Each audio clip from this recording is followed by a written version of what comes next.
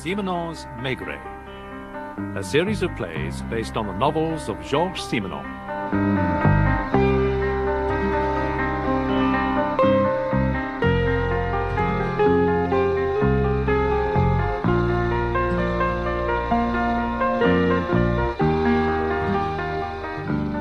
I would never have thought it, Jules. Thought what, George? That we two would be sitting in this spacious glass house in the middle of a large park, watching the rain teeming down and drinking water. All this stuff is good for our livers, George. Years of misuse. That's your diagnosis, remember. Vichy. No doctor sent me here. I'm perfectly well, fit as a fiddle. Well, we both came of our own free wills. You must give it time. And in a few days, you'll feel a different person. I already feel very different, believe me. Unwell and foul-tempered. You must accept your situation, Georges, and drink up. When I first came here over 10 years ago... Yes, I know. You were far from well, and a doctor sent you.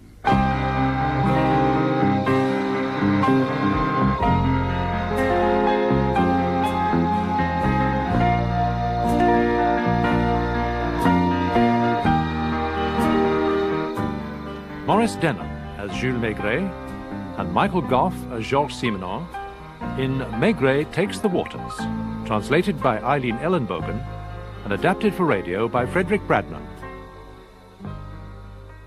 Oh, it wasn't any doctor, you know. It was my old friend Pardon. Louise and I were dining with the Pardons when I, well, to be honest, almost fainted. Without reason. Overwork, not enough sleep, too much drink. Probably a bit of each. Oh, it was June. Paris was sweltering. I was just turned 50 and felt 90. Pardon examined me immediately after dinner. There was nothing seriously wrong. And he suggested the cure at Vichy. For 3 weeks, under the care of our friend Dr. Rian. And you didn't try to wriggle out of it, find excuses? No, Georges. Like you, I accepted my fate. You mean you were Shanghai? Well, for my own good. Within a week that June, I found myself sitting in this park, Louise by my side, watching the people come and go. Now, one evening in particular, the municipal band playing and the shadows lengthening across the green. Do you realize, Jules, it's been 5 days? I feel as if I've lived here all my life, Louise. Vichy's that sort of a place, a kind of second home.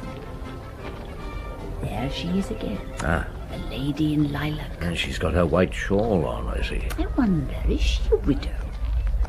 No, I don't think so. That face is an old maid's face. What age is she, 40, 50? Hard to tell. Do you think she's deaf? Deaf? Why? Yes, she could be. I mean, she doesn't seem to see or hear anything. No, not the music, certainly. On the other hand, she doesn't move with that carefulness I've noticed in the deaf. She should be in a nun's habit, don't you think? I'd say she likes her own company, likes solitude. And comes here every year, or twice a year. Oh, no, I don't think she's a visitor. She belongs. This is her town. What a way for us to go on.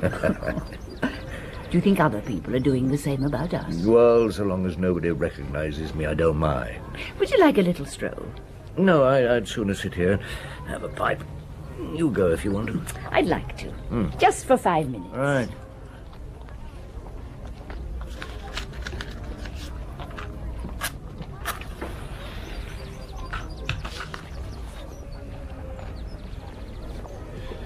You're going to be all right, Jules. Thought you were at the beginning of the end, didn't you, damned idiot? What did Dr. Rion say? ERS perfect. Cholesterol a little on the high side. Nothing we can't deal with. No need to worry about uric acid. Blood count could scarcely be better. Treatment? I want you to alternate between 2 springs, Chomel and Grand Gris. I've written down what you should take and your diet. There's nothing wrong with you, but a thorough clean-out won't cure. There goes Our Lady of the Lilacs. Nobody in the world but her. And there's Louise. We passed each other. Louise smiles. Lilac Lady doesn't register. That walk, so prim and so infallible, never a foot wrong. I smiled at her. Did you see? Yes, I did. You have a lovely smile, Louise. But she wouldn't be able to tell, would she? I suppose she must know somebody. We should have her followed, perhaps. Oh, it's a lovely evening. You're not finding it too awful, Jules? Awful? No, that's the last thing. It's another world. I enjoy the strangeness of it. And something else, this summer in Paris, I had the feeling that everybody I knew was younger. Oh. Or that I was older than everybody, even old Yukar. Terrible. Now I'm already beginning to feel quite a young 50-year-old, and that's something. Now, come on, my girl, let's have a brisk walk back to the hotel. We're staying at that same hotel, I take it, Jules. No, where else could we stay? It hasn't changed. Go on, you have my interest. The Lady in Lilac. Well, Louise and I had gotten, as our Yankee friends say, into a steady routine. Louise insisted on taking the cure also. 2 glasses of the Gria Spring in the morning, walks, a light diet, 2 glasses here at the Chamel in the late afternoon. And never a glass of wine? No, naturally not. And we watched our fellow cure-takers and wondered about them. And, of course, the Lady in Lilac still teased us. We always noticed her. We even noticed that she didn't appear one evening in the park, not to listen to the band. And you then discovered that she was the best con woman in that part of France. You've a point there, Georges. I've never considered. You know, I actually like this stuff. Keep to the Lady in Lilac, please. We didn't get up all that early, and I'd sit around in my pajamas, drinking coffee, eating croissants, reading the local papers, and the Daily Journal de Clermont-Ferrand. Now, the morning after Our Lady of the Solitudes had not visited the park in the evening...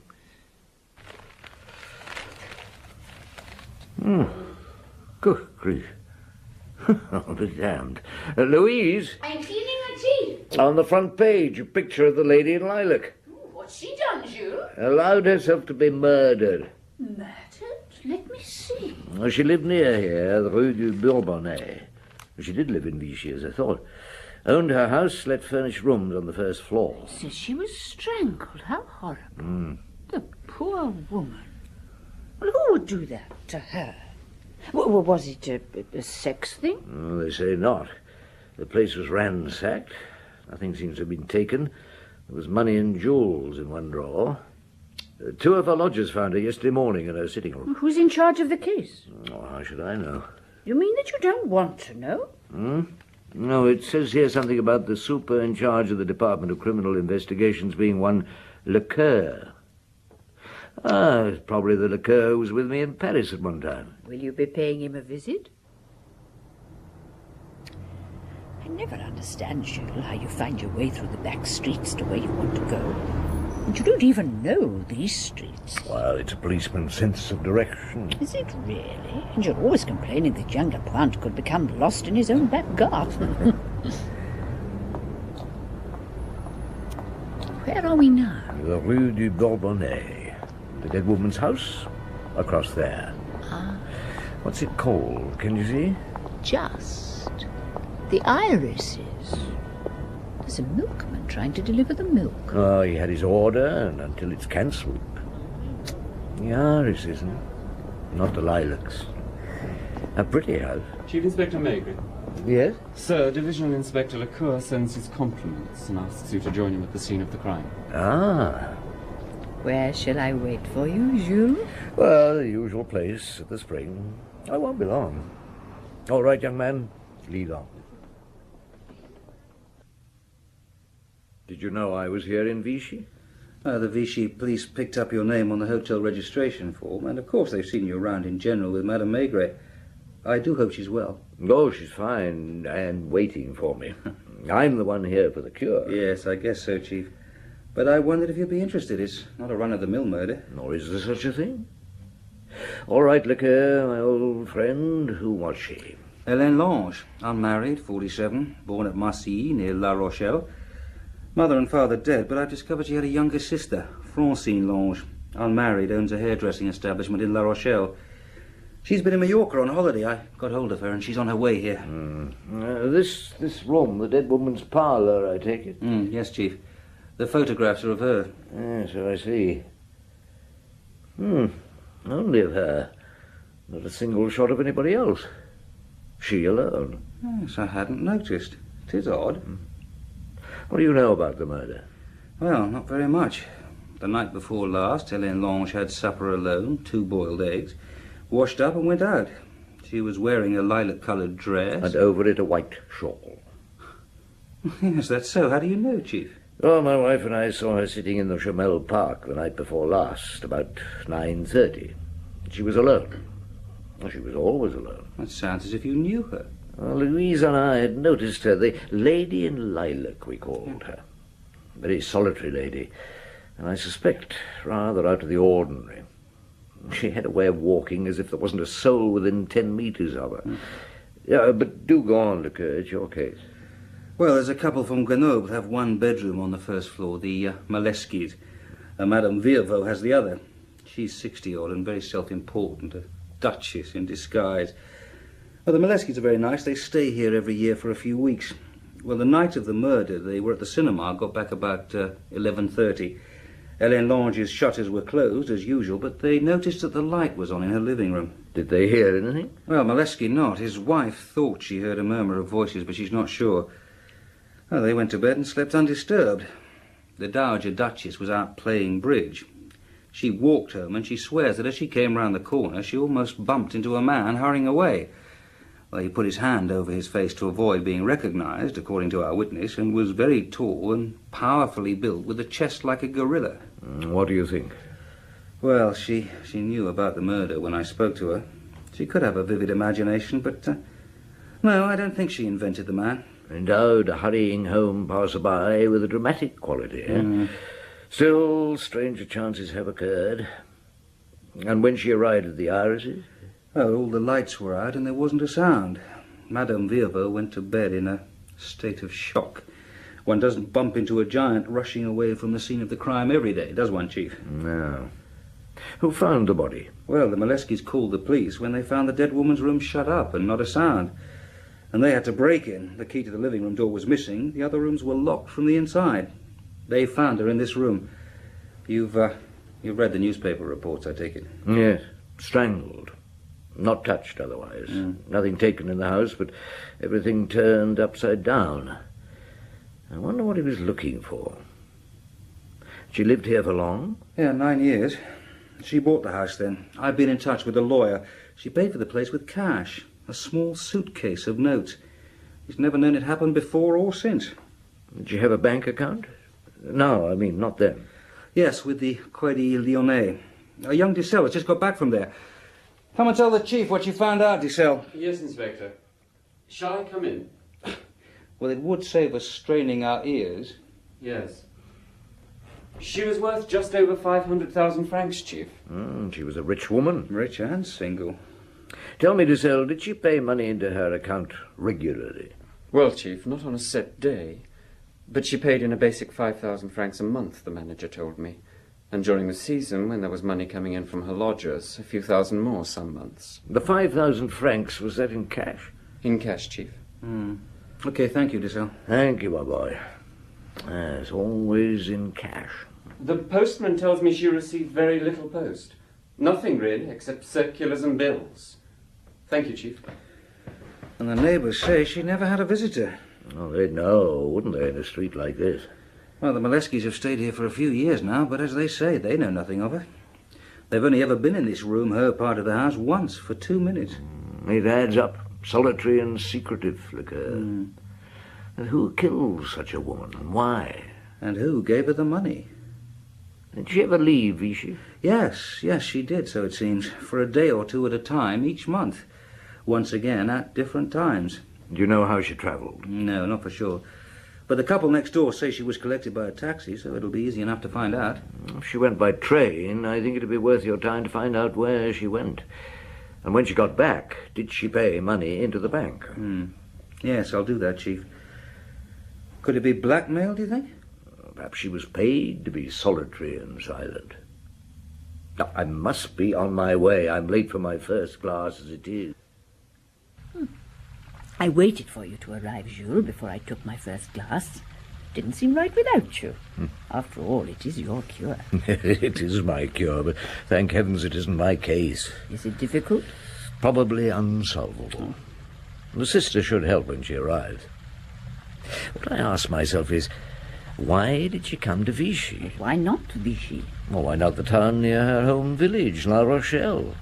Her sister is there. Why Vichy? Well, Jules, one can quite easily get lost in the crowd here. Yes, you're right. It's obvious if you come to think of it. Now, this town virtually changes its population about every 3 weeks. In any other town of this size, she would be known, certainly after all the years she's been here, by all and their uncles. But here... One would take her for just another visitor. Her neighbours, it seems, know little about her. But her neighbours will be busy finding out about their guests, talking about the latest batch of visitors. Well, that's the first class. We'd better have our second. We must have our second, or you must. Did you know the Vichy police are watching my every move? I can't see anybody in here who remotely resembles a policeman. The water comes out looking incredibly clear, doesn't it? Do you think the inhabitants of Vichy ever drink it? And what about the police? Oh, I reckon they prefer their beer. Now, come and sit down. I have a few more questions. It's nice you being on holiday, so that you can talk about a case. Well, it doesn't happen to be my case. No, dear, of course it isn't. Now, why that night in particular? The night she was killed, you mean? Yes. Why that night? Why not the night before or the month before? Because the murderer seized his chance, perhaps? She was solitary, she had a lonely routine. Nobody seems ever to have visited her, and she never visited a soul in the town.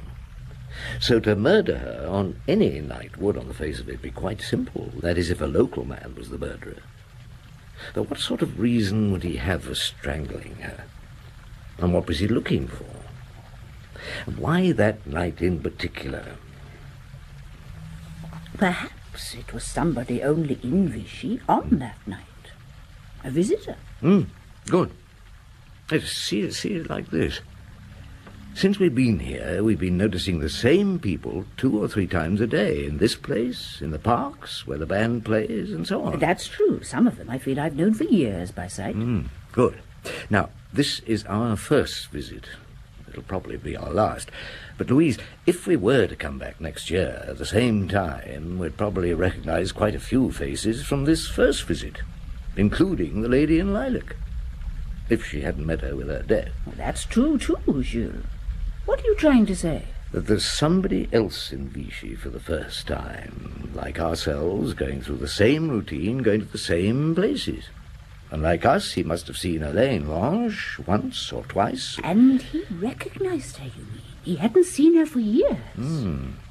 It took time, maybe, until he was sure, but there was something he wanted to talk to her about, something from the past. You said her sisters expected. She'd know about the poor woman's past, wouldn't she?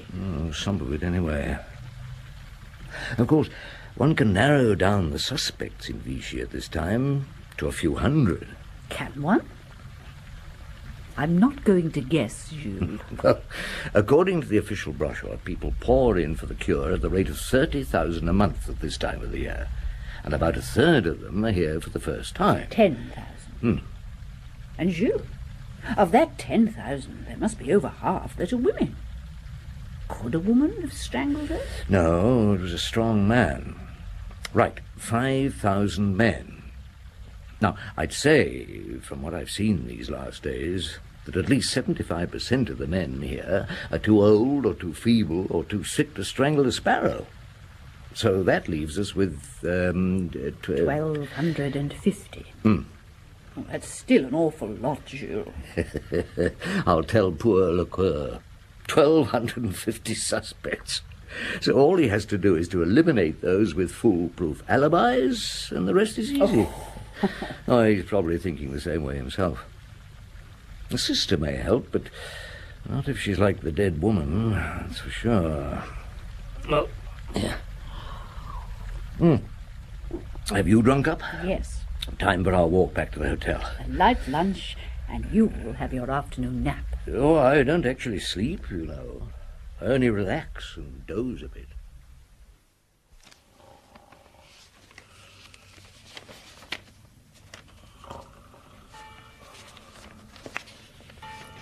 If I said, Jules, you were asleep and snoring, he'd say I made it up. Now, who can that be?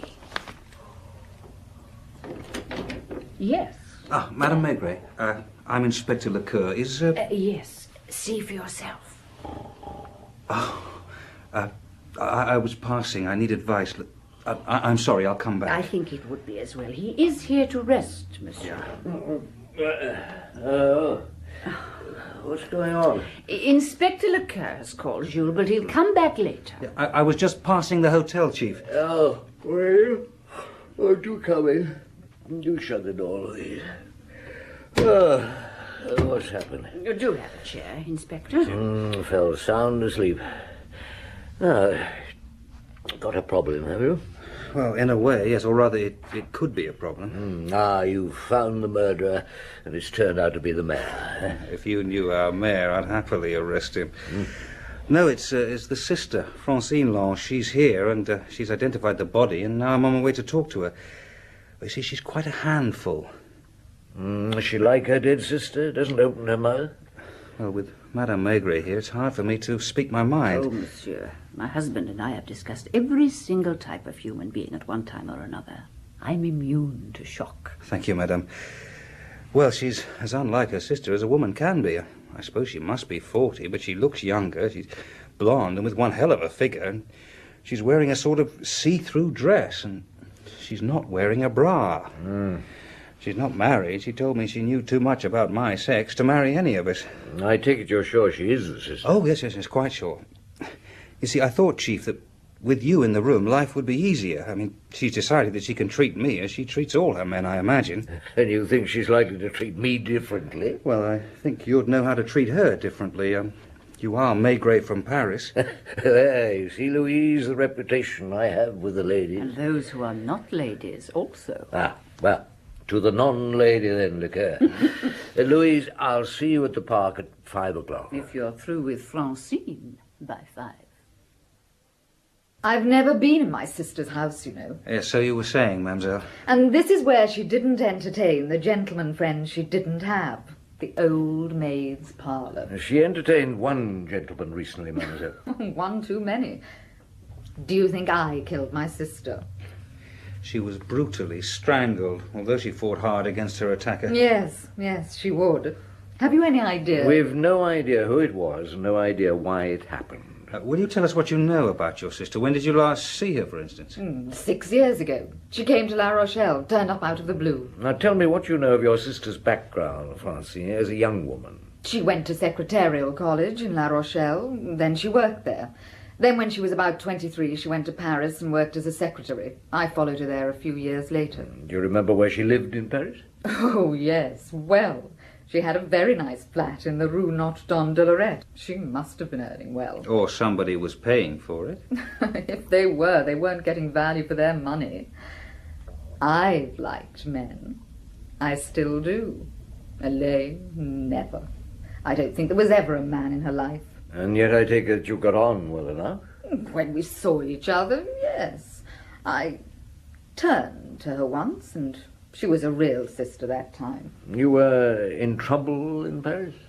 15 years ago. I had a child, a boy. Elaine found foster parents for him on a farm in the Vosges. We both used to go and see him. He was nearly 3 when he drowned in a pond. It seems, mademoiselle, that your sister led a very lonely life. Ever since she was a girl, she was happiest on her own. It could be maddening. She had such a very good opinion of herself, a sort of being self-satisfied. Self-satisfied? She looks it in all these photographs of herself, don't you think? Somebody took them, mademoiselle. I wish I knew who. Well, I took that one. A boyfriend of mine took that. The others? Probably she stopped somebody and asked them to hold the camera. If it was what she wanted, she wouldn't hesitate, believe me. Presumably, Mademoiselle, you've no idea how your sister lived. I know she owned this house. I imagined always she lived by letting rooms. Well, you'll be surprised. She left no will, it seems, Mademoiselle. You were therefore her sole heir. Yes. Yes, I would be. Let me know, will you, when I can bury her? The sooner I can get away from this dump, the better. So you stopped Lecoeur from saying you will be surprised to know that she died a rich woman. Yes. I explained to him afterwards. Well, not that I could really explain, Georges. I felt only that this forthright sister wasn't perhaps as forthright as she might be. And the less she knew what you knew, the better. That is simply, Georges, if she knew about the 5,000 francs a month and discovered that we knew, she could try to obliterate the source. Did you think that the sisters had been in something together? Well, they were together in Paris. Elaine up until 15 years ago, Francine more recently. There was a gap in Elaine's life, by the way, between Paris and Vichy. But in Paris, she had a nice flat in a smart district, on a secretary's salary. Oh, never. Perhaps the answer lies in the past. Find out about Paris and you begin to put the thing together. Well, we were lucky, or Lecoeur was. The police found that the concierge where Elaine once had her flat was still there. And she recalled that Elaine had a gentleman caller. He was then, she thought, about 40, heavily built, expensive clothes, well-groomed, and drove a large black American car. He called a couple of times a week, left around midnight, and they sometimes went off at weekends. This for about 4 years. And then Elaine suddenly left. She would have been 32 when she left Paris. 15 years ago, when Francine had her boy child. Lecoeur still had a lot of work to do. Louise was becoming somewhat sardonic about my cure, suggesting that perhaps I should go back to Paris, as it'd be more restful. And the papers were having quite a time. And look at this picture of you. Maigret takes the waters. You look as if you'd taken more than just water. Well, let me see. No. Yes. Well, I haven't had a drink for weeks. We should leave for our afternoon drink of water in half an hour. So that is Francine Lange. I do see what you mean. Mademoiselle Francine, whose sister was recently... Lecoeur should have seen to it that she wasn't mentioned in the press. Why? Because she looks like a tart? No, Louise, because the murder is still in Vichy in all probability. And if Francine knows more than she pretends to know... Yes. I never thought. The man's still about. She could be in danger. Or she should have thought. She didn't. Come in. Dissel, come in and shut the door. Thank you, Chief. Inspector Lecoeur asked me to let you know the places that the dead woman visited over the last year. Oh, good. Far away. But before you do, I'll leave you. I'm just going down to the chemist, and when I get back, monsieur, we must leave for the Springs. Very well, madame. Well, now, how did she travel? By train. The station booking chaps can't remember all the names, but some places stuck in their minds. Strasbourg, Brest, Dieppe, Carcassonne, which meant changing trains 3 times. Lyon was about the nearest town. Paris? Never Paris. The last trip the clerks remember was on the day of some big horse race. June the 11th to Reims. And has the inspector checked with the bank account? Mademoiselle Lange paid 5,000 francs into her account on June the 13th. Ah, that fits, doesn't it? Probably stayed the night, back on the 12th, straight to the bank on the 13th. Thank you, Dissel. Thank you, Chief. Oh, when is the funeral? Tomorrow morning. The inspector will have a number of us at the cemetery. That was certainly a quiet funeral, Jules. The quietest. Yes, the lodgers, 1 neighbour, Francine, 2 reporters, and about 30 police in various parts of the cemetery. The sister. She looked very subdued. Something's happened to her. Walk on gently, Louise. I want a few words with the lady. All right. Don't be too long, though. Mademoiselle, my wife and I came to pay our respects. Thank you. I'm glad it's over. I'll leave this town this afternoon. So soon? What has happened, Francine? Nothing. I've just had enough. There'll be quite a deal of business to attend to still, won't there? Your sister died a wealthy woman, as you must know. Did she help you set up your hairdressers in La Rochelle, Francine? She came into some money years ago. She loaned me some. Her lover must have been a rich man. I believe he gave her that money. 15 years ago. The first payment of many, Francine. Perhaps she did have a lover. I don't know. Well, you said the other day there was never a man in her life. Now, that child you had 15 years ago, where did you go to have it? Why do you want to know? Well, I'm not sure, mademoiselle. Where was it? Burgundy. A village called Ménil-le-Mont. And your sister went with you? I told you. She was a good sister at that time. Why are you frightened, mademoiselle? You are, aren't you? Are you afraid of the man who killed your sister? I had a phone call this morning. He threatened me. So I'm going to clear out. If he wants to kill you, Francine, he'll not stop trying when you leave Vichy, will he? You'll be just as good a target in La Rochelle, won't you? This lady is Madame Dubois, Chief. Madame Dubois, this is Chief Inspector Maigret. Oh, monsieur. Madame Dubois is the switchboard operator at the Hotel de la Gare. Francine's hotel. Go on. Well, just by chance, she listened in to the call made to Francine Lange by a man this morning. Oh, I don't make a habit of listening to calls, monsieur. Everybody believes we switchboard girls do, but we don't. Well, not all that often. Mostly we're too busy, and most calls are too boring to bother with. Yes, but this morning you did because... I wasn't busy, and the man had an odd voice, and he was in a phone box, and he wasn't the boyfriend phoning from La Rochelle. Yeah, and the conversations with the boyfriend were interesting. Oh, they were hair-raising, monsieur. Yes, but what did this man say, madame? He asked if she was Francine Lange. She said yes, she was. He went straight on and said it was of the utmost importance that she should stay on in Vichy for a few days, in her own interest, and he would be in touch again. Then he finished by saying that there'd be a great deal of money in it for her. Thank you, Madame Dubois. Tell me, did he have an educated voice? I mean, you said it was odd. Oh, the voice of an educated Parisian, monsieur. Odd, because it was wheezy. I had a friend once who was an asthmatic, and she used to wheeze just like that. Yeah, I know what you mean. Well, that is invaluable, eh, Liquor? And from a phone box, are you sure? Oh, yes, quite sure. The public telephones have a certain sound to them. And when he asked me if there was a Mademoiselle Lange staying in the hotel, he hadn't closed the box door. You could hear the traffic. Then he closed it. Yeah, I've had a number of other hotels checked on, Chief. He phoned 7 asking for our girl before he was lucky, and they, too, were sure it was from a phone booth. You do know, monsieur, that Mademoiselle Lange left the hotel a few hours ago? Yes, madame, we knew. She was in a hurry, Chief. I'm told that she changed from her funeral black, paid her bill, and drove off in that smart little car of hers all in half an hour. Did she? So the offer of money if she stayed had the opposite effect. What was she frightened of, eh? I may be speaking out of place, but surely the man who phoned could have been her sister's murderer. I'm sure he was, madame. But he doesn't intend to murder again. I don't think he intended to murder the first time. Now, he wants some information. Elaine Lange wouldn't give it to him. Perhaps Francine will. Only, whatever it is, she, like her sister, is in fear of having to give it.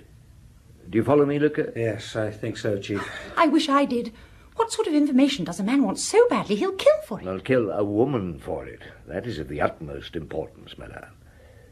Liquor, it's none of my business, but I think you should keep a watch on the phone boxes near the main hotels.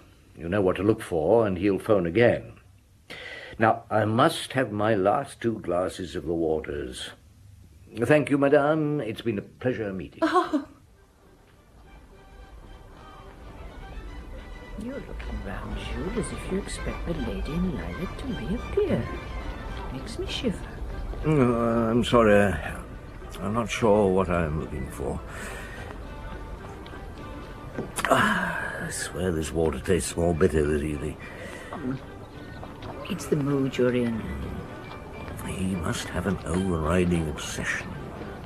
But for 15 years, he never meant to kill her. Only to get her to tell him the truth. Or did he discover something so monstrous, so unforeseen that... I think you're actually sorry for her. Well, his world has collapsed, as they say. Already he's reduced to escaping his wife so he can make phone calls from boxes.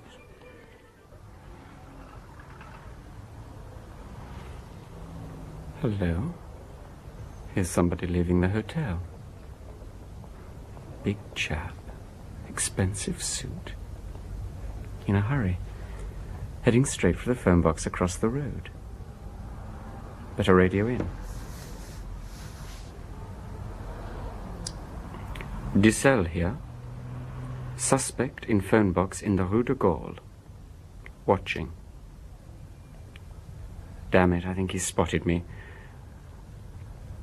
Out of the phone box, going south towards Chomel Park. Not hurrying anymore. What's he up to?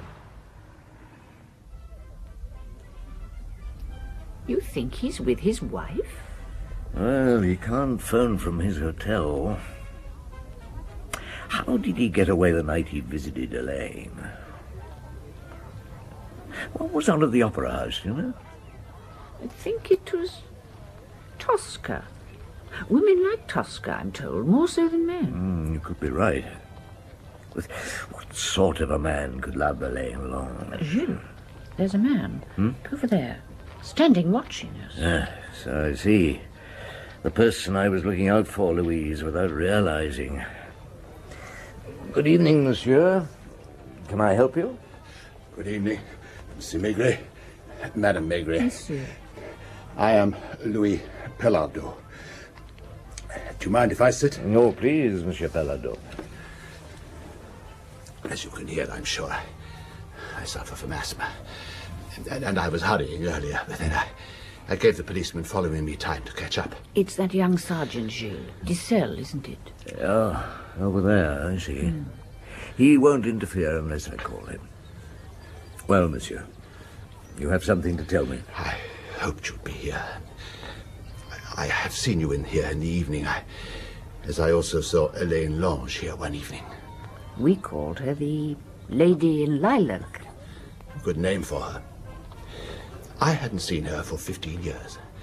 I'd no idea she lived here, and this is my first visit, so you'll see it was all fortuitous. I must warn you, Monsieur Pellardeau, whatever you say could be used in evidence. Yes, I know. I'll tell it all again to the local police, but I must speak to you first. You see, there's something I need to know. You're a clever man. You may well know the one thing. So be it. Elaine Lange was your mistress? Once, for some years, she worked for my firm. I've been married for 30 years. I was 40 when I met Elaine. It wasn't a very passionate affair, but I think I loved her. And did she love you, monsieur? There was only a glimmer of warmth in Elaine's nature, not enough for love. Although I believe that she would love our child well enough. Perhaps you knew she had a child 15 years ago. She said she went to Burgundy to Ménilmontant to have it? Correct. It was a son, Philippe. She sent me a copy of the birth certificate and said that she wanted never to see me again. I understood. She said she would devote her life to bringing the child up if I would support her and him. But I must not see him until he was of age. So she would disappear and she would let me know where to send the money. She reckoned correctly. And if I knew where she was, I wouldn't have the willpower not to try to see her. I'm rich. I gave her the money to buy a house.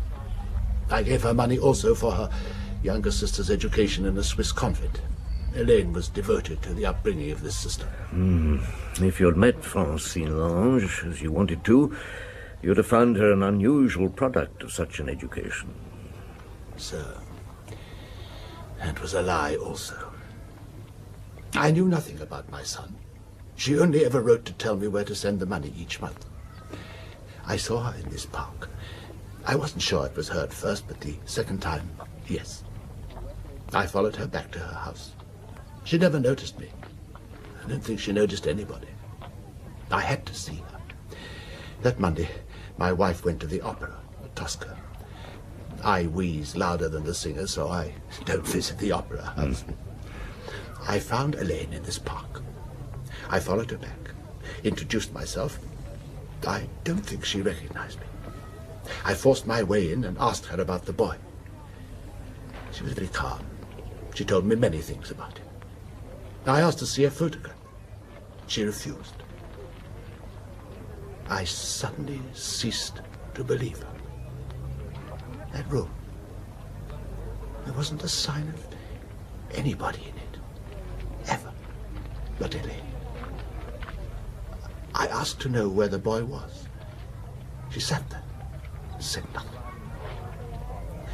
I opened her desk, some drawers, nothing. There wasn't a single thing. Letter, photo, school report, document. I took her by the throat to make her tell me the truth. I used too much strength. If only she'd shown a spark of feeling. Afterwards, I ransacked the other rooms. Nothing. Nothing. Was there ever a child? Is he long dead? Or an imbecile? I still wanted to know. So I tried the younger sister, and then I realized I was being watched. I'll tell you, monsieur, what I believe to be true. You never had a son. What? Francine gave birth to a son at Mesnil-le-Mont. She had it fostered, and it drowned when it was 2. Elaine registered it as hers. From then on, both sisters sat back and let you pay. Elaine's plan, I suspect. Practical and simple. Monstrous. Monstrous.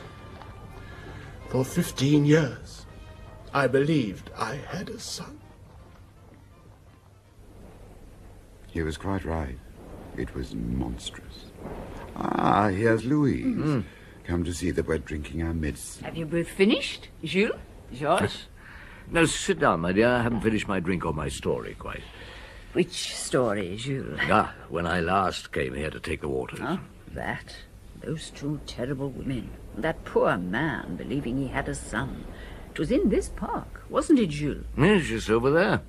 He told us his story while Lecoeur and his chaps gathered to take him away. What happened to him? Well, he employed a good lawyer and the best advocate in France. He pleaded guilty to manslaughter with mitigating circumstances. His story was such they acquitted him. For once, I was glad to see a man who had killed walk free. They took him for a ride, did those 2. Everything came out in the court about Francine. The money for her education, how Hélène claimed they were orphans, Francine's child. Pelado. That was his name. A good man of business, but a complete sucker otherwise. And to take up with such a woman. And to come to Vichy to take the waters. At least it didn't rain each day. But it did me good. Busman's holiday though it was.